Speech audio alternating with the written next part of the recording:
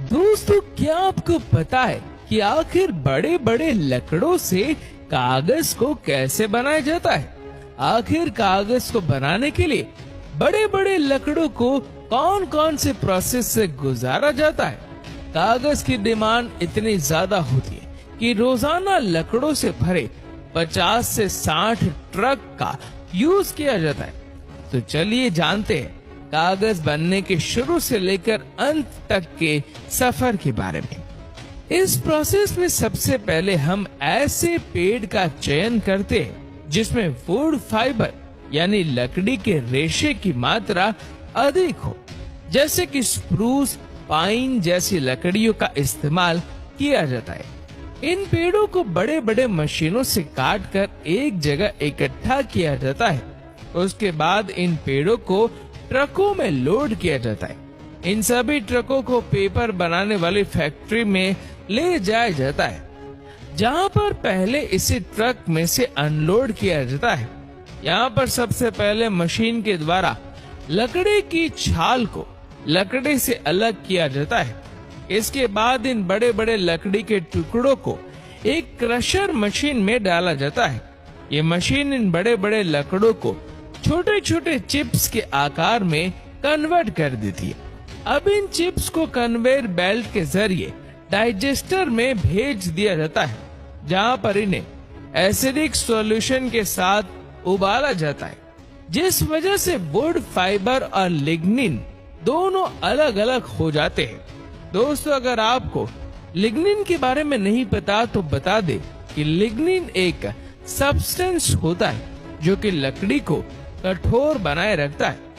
अब इस बचे हुए वुड फाइबर को अच्छे से पानी से साफ किया जाता है, जिससे बचा हुआ एसिडिक सॉल्यूशन बाहर निकल जाता है और फाइबर और भी ज्यादा सॉफ्ट और क्लीन हो जाता है।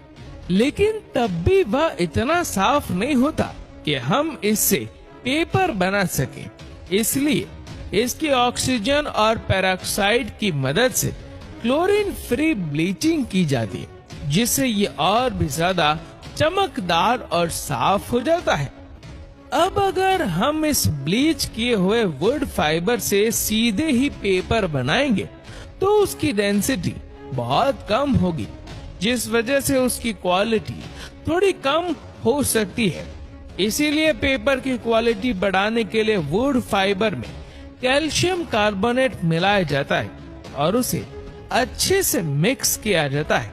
इस सारे मिक्सचर को पल्प या लुगदी कहते हैं।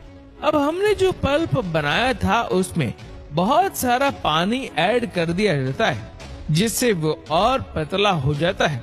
और अगर हम कलरफुल कागज बनाना चाहते हैं तो इसमें हम कलर भी ऐड कर सकते हैं।